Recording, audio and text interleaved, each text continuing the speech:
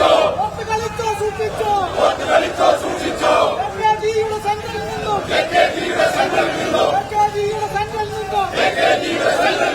ഞങ്ങൾക്കായി ആഹ്വാനം. PV അൻവർ തുടങ്ങിവെച്ച യുദ്ധം അതിന്റെ രണ്ടാം ഘട്ടം കഴിഞ്ഞ് മൂന്നാം ഘട്ടം കഴിഞ്ഞ് ക്ലൈമാക്സും കഴിഞ്ഞ് ഇപ്പോൾ ടൈലൻഡിലേക്കാണ് എത്തിയിരിക്കുന്നത്. ഇന്ന് PV അൻവറിന് മറുപടിയായി പാർട്ടിയുടെ സംസ്ഥാന സെക്രട്ടറി MV ഗോവിന്ദൻ മാഷ് എന്നാണ് അദ്ദേഹത്തിന്റെ പാർട്ടി ക്ലാസ്സാണ് മാധ്യമപ്രവർത്തകർക്ക് എടുത്തത്. പാർട്ടി എന്താണ്, പാർട്ടിയുടെ ചരിത്രം എന്താണ് എന്നുള്ള വിശദീകരണം, അതോടൊപ്പം തന്നെ പിണറായി വിജയൻ പറഞ്ഞിട്ടുള്ളത് PV അൻവറിന് ഞാൻ വിശദമായിട്ട് മറുപടി പറയാൻ വരുന്നുണ്ട്. പക്ഷെ ഞാനിപ്പോ തൽക്കാലത്തേക്ക് അദ്ദേഹം വലതുപക്ഷത്തിന്റെ വക്താവിന്റെ നാവായിട്ടാണ് പറയുന്നുള്ളത് എന്നാണ്. അദ്ദേഹം ആരോപിച്ച ആരോപണങ്ങളിൽ, അദ്ദേഹം നൽകിയ പരാതികളിലൊക്കെ ഞങ്ങൾ കാര്യമായ അന്വേഷണം നടത്തുന്നുണ്ട്. വലിയ നടപടികൾ ഉണ്ടാവും എന്നുള്ള ഇതിലെന്തെങ്കിലും കണ്ടെത്തിയിട്ടുണ്ടെങ്കിൽ വലിയ നടപടികൾ ഉണ്ടാവുമെന്ന് ആണ് പിണറായി വിജയൻ പറയുന്നത്. എന്താവുമെന്ന് കണ്ടറിയേണ്ട കാര്യമാണ്. കഴിഞ്ഞ 8 വർഷമായിട്ട് ഈ ഭരണത്തിന്റെ നടപടികളും ക്രമങ്ങളും ഒക്കെ പൊതുജനങ്ങൾക്ക് സാധാരണക്കാർക്കും അറിവുള്ളതാണ്.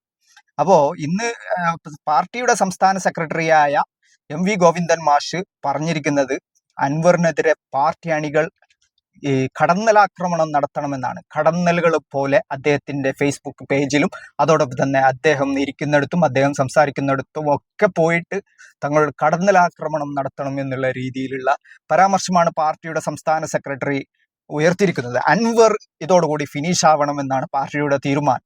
ഇനി കുലംകുത്തി പ്രഖ്യാപനം വരുമ്പോ ഇതിനു മുമ്പ് TP ചന്ദ്രശേഖരന്റെ കാര്യത്തിൽ വന്നതൊക്കെ ആ കുലംകുത്തിയാണോ, അല്ല മൗദൂദിയാണോ, അല്ല സുഡാപ്പിയാണോ, അല്ല ജിഹാദിയാണോ, ഇതൊക്കെ പാർട്ടിക്കാർ വിളിച്ചു തുടങ്ങും. അത് ഏതൊക്കെ പേര് അൻവറിന് കിട്ടുമെന്ന് കണ്ടറിയേണ്ട കാര്യമാണ്. കഴിഞ്ഞ 8 വർഷത്തോളം ഇവരുടെ ഈ ഭരണപരാജയങ്ങളെ, ആഭ്യന്തര വകുപ്പിന്റെ പരാജയങ്ങളെ, RSSുമായിട്ടുള്ള അനുനയ നീക്കങ്ങളെയൊക്കെ പറയുന്നവർക്ക് കിട്ടിയിട്ടുള്ളത് ഇത്തരം ചാപ്പകൾ തന്നെയാണ്, പ്രത്യേകിച്ചിട്ടും അവർ മുസ്ലിം നാമധാരികളാണെങ്കിൽ.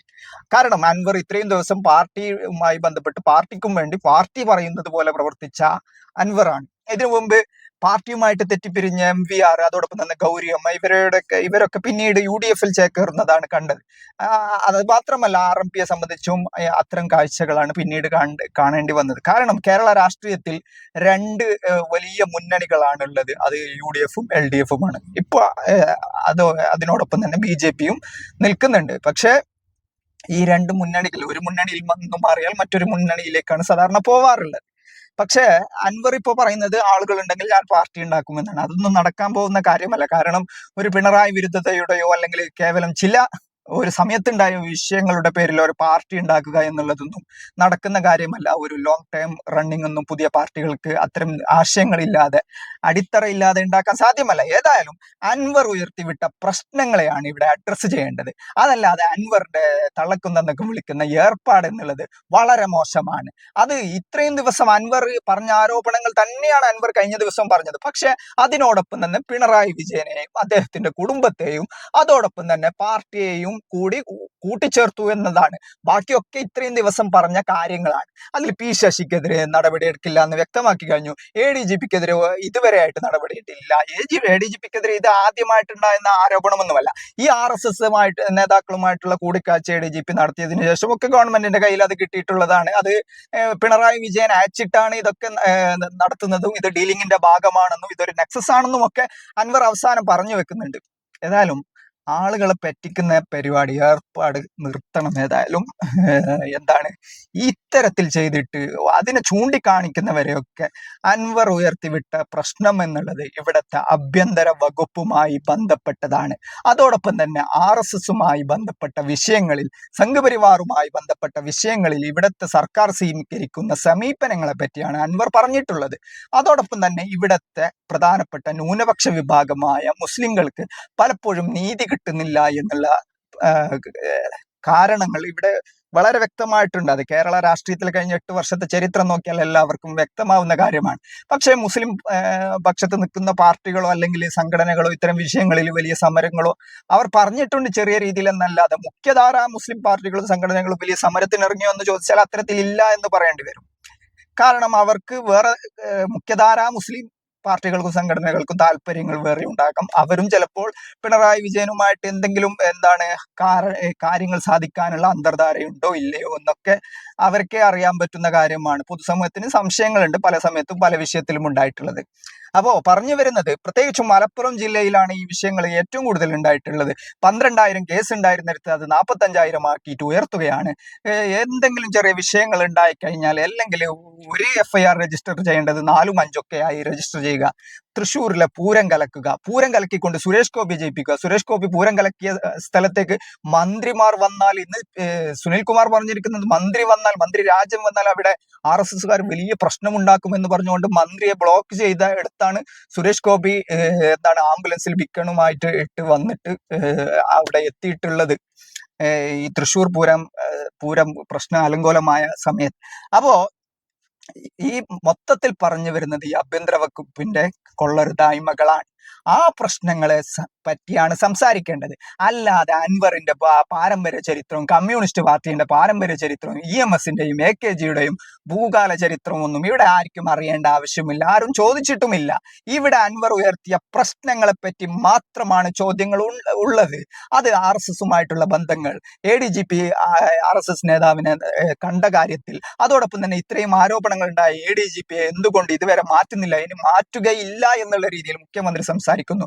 ഇത്തരം ആരോപണങ്ങൾ ഉന്നയിച്ച അൻവറിനെ കള്ളക്കടത്തുകാരനും അവൻ താല്പര്യങ്ങൾക്ക് വേണ്ടി പ്രവർത്തിക്കുന്ന ആളുമാണ് എന്നുള്ള രീതിയിൽ സംസാരിക്കുന്നു. പിണറായി വിജയൻ എന്ന വ്യക്തിക്കെതിരെ ഇതുവരെ കേരള രാഷ്ട്രീയത്തിൽ എതിരാളികൾ പോലും പറയാത്ത, രാഷ്ട്രീയ ശത്രുക്കൾ പോലും പറയാത്ത ശക്തമായ ആക്രമണമാണ് സ്വന്തം പക്ഷത്ത് നിൽക്കുന്ന അദ്ദേഹത്തെ പിതാവായി പോലും കണ്ടിരുന്ന ആളുടെ അടുത്തു നിന്നും ഉണ്ടാവുന്നത്.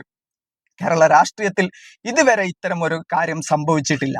അപ്പോ അങ്ങനെ നോക്കുമ്പോൾ ഇതിന്റെ ആത്യന്തികമായിട്ടുള്ള അവസാനം എന്നുള്ളത് ഈ അൻവറിന് എന്ത് സംഭവിക്കുമെന്ന് കണ്ടറിയേണ്ട കാര്യമാണ്. കാരണം കേരളത്തിലെ ഏറ്റവും വലിയ സംഘടിതമായ രാഷ്ട്രീയ പ്രസ്ഥാനത്തെയാണ്, ഏറ്റവും വ്യവസ്ഥാപിതമായ രാഷ്ട്രീയ പ്രസ്ഥാനത്തെയാണ്, ഏറ്റവും ഇത്തരം കടന്നൽ കൂട്ടിലേക്കാണ് അൻവർ കല്ലെടുത്തെറിഞ്ഞിരിക്കുന്നത്. അൻവറിന്റെ ഭാവി എന്തായിരിക്കും, അൻവറിന്റെ അവസ്ഥ എന്തായിരിക്കുമെന്ന് കണ്ടറിയേണ്ട കാര്യമാണ്. അദ്ദേഹം ജീവന് ഭീഷണി ഉണ്ടെന്ന് പറയുന്നു, പോലീസ് കൊടുക്കാൻ നോക്കുന്നുണ്ടെന്ന് പറയുന്നു. ഇത്തരം വലിയ ഒരു സംഭവങ്ങൾ പുറത്തേക്ക് അത്തരത്തിൽ പുറത്തുവിട്ടിട്ടുള്ള ഇത്തരം പിണറായി വിജയൻ എന്ന CPMൽ പോലും ഒരാളും ഒരക്ഷരം ഉണ്ടാൻ ഭയപ്പെടുന്ന അത്രയും വലിയ ആൾക്കെതിരെ ഇത്രയും വലിയ രൂക്ഷമായ ആക്രമണം നടത്തിയ ആളുടെ അവസ്ഥകൾ എന്തായിരിക്കുമെന്ന് നമ്മൾ കണ്ടറിയേണ്ട കാര്യമാണ്. അൻവറിനെ ദൈവം രക്ഷിക്കട്ടെ എന്നാണ് ഈ വിഷയത്തിൽ നമുക്ക് പറയാൻ പറ്റുകയുള്ളൂ. ഏതായാലും ഈ ഒരു പ്രശ്നം എന്നുള്ളത് അവസാനിക്കാൻ പോകുന്നില്ല. അൻവർ ഉയർത്തിയ പ്രശ്നങ്ങളെ പറ്റി അതിനുള്ള മറുപടികളാണ് പൊതുജന സമൂഹത്തിന്റെ സംബന്ധിച്ചിടത്തോളം ഇവിടെ ആവശ്യമുള്ളത്. അതല്ലാതെ അൻവറിന്റെ പാരമ്പര്യമോ അല്ലെങ്കിൽ CPMന്റെ പാരമ്പര്യമോ പിണറായിയുടെ പാരമ്പര്യമോ പിണറായി അടിയന്തരാവസ്ഥ കാലത്ത് കൊണ്ട തല്ലിനെ പറ്റിയൊന്നും ഇവിടെ ആർക്കും ചോദ്യങ്ങളോ അഭിപ്രായങ്ങളോ ഇല്ല. ഇവിടെ അൻവർ ഉയർത്തിയ പ്രശ്നങ്ങളെ അതിനെപ്പറ്റി മാത്രമാണ് സംസാരിക്കേണ്ടത്. ആ പ്രശ്നങ്ങൾക്കുള്ള മറുപടികളാണ് കേരളീയ പൊതുസമൂഹത്തെ സംബന്ധിച്ചിടത്തോളം വേണ്ടത്.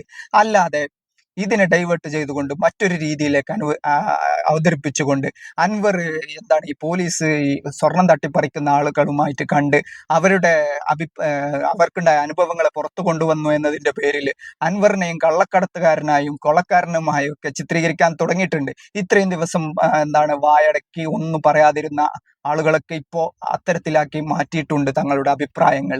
ഏതായാലും ഈ സമയത്ത് മറ്റൊരു വ്യക്തിത്വത്തെ കുറിച്ച് പരാമർശിക്കാൻ വഴിയ, ഇത്രയും ദിവസം പിണറായി വിജയനെ രൂക്ഷമായ ആക്രമണങ്ങൾക്ക് വിധേയമാക്കിയിരുന്ന നമ്മുടെ അഡ്വക്കേറ്റ് ജയശങ്കർ ഇന്നലെ മുതൽ അദ്ദേഹത്തിന്റെ പൊസിഷൻ മാറ്റിയിരിക്കുകയാണ്. അദ്ദേഹം ഇനി മുതൽ അൻവറിനെയാണ് ചീത്ത പറയാൻ പോകുന്നത്. അൻവറിനെ പറ്റി മാത്രമാണ് പിണറായി പിണറായിക്ക് ഒരു കുഴപ്പമില്ല എന്നുള്ള രീതിയിലുള്ള സംസാരങ്ങൾ അദ്ദേഹം തുടങ്ങിയിട്ടുണ്ട്. ഏതായാലും ഇത് മൊത്തത്തിൽ ഒന്ന് കലങ്ങി മറിയുന്ന അവസ്ഥയാണ്. പ്രതിപക്ഷത്തെ സംബന്ധിച്ചിടത്തോളം അവർക്ക് രാഷ്ട്രീയപരമായ ലാഭം ഉണ്ടാകുന്ന വിഷയത്തിൽ മാത്രമാണ്, അവർക്കത് വോട്ടാക്കി മാറ്റാൻ പറ്റുമെങ്കിൽ മാത്രമാണ് അവർ സ്വാഭാവികമായിട്ടും ഒരു വിഷയത്തിൽ ഇടപെടാറുള്ളത്. ഇത്രയും സങ്കീർണമായ ഏറ്റവും പ്രധാനപ്പെട്ട കേരളത്തെ ക്രമസമാധാനത്തെ മൊത്തം ബാധിക്കുന്ന ഒരു പ്രധാനപ്പെട്ട വിഷയമായിട്ട് പോലും പ്രതിപക്ഷം അതിനെ ആ രീതിയിൽ ഉയർത്തിക്കൊണ്ട് വന്നിട്ടുണ്ടോ എന്ന് ചോദിച്ചാൽ ഇല്ല എന്ന് പറയേണ്ടി വരും. പ്രത്യേകിച്ചും എന്താണ് മലബാർ ഭാഗത്താണ് ഇതിന്റെ ഏറ്റവും കെടുതികൾ ഉണ്ടായിട്ടുള്ളത്.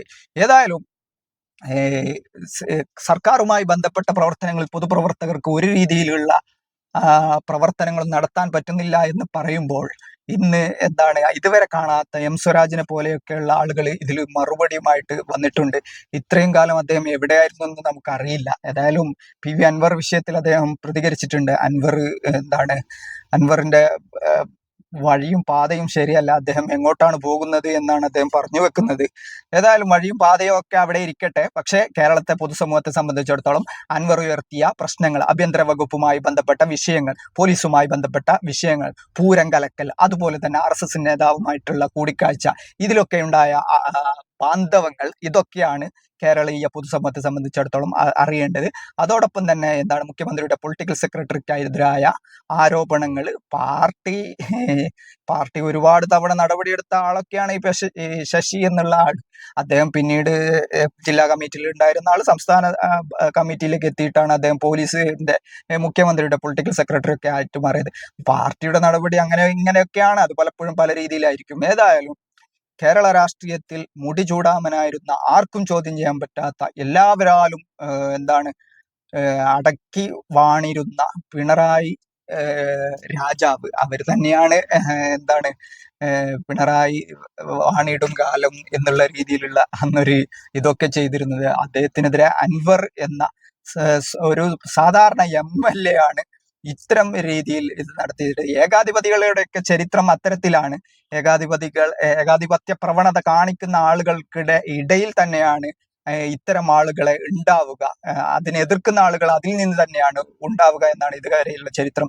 ഏതായാലും CPM എന്നുള്ളത് ഒരു പാർട്ടി സംവിധാനത്തിൽ പ്രവർത്തിക്കുന്നതാണ്. അതിൽ നീതിയോ അല്ലെങ്കിൽ നീതിയെ പറ്റിയോ ഇത്തരം കാര്യങ്ങളോ പറ്റിയോ ഒന്നുമില്ല. പാർട്ടിയാണ് അന്തിമമായ തീരുമാനം. അത് നീതിയോ തെറ്റോ ശരിയോ എന്നുള്ളതൊന്നുമില്ല. പാർട്ടി തീരുമാനിക്കും, പാർട്ടി പ്രഖ്യാപിക്കും, ബാക്കിയുള്ളവർ അനുസരിച്ചിരിക്കണം. അതാണ് അതിന്റെ യാഥാർത്ഥ്യം.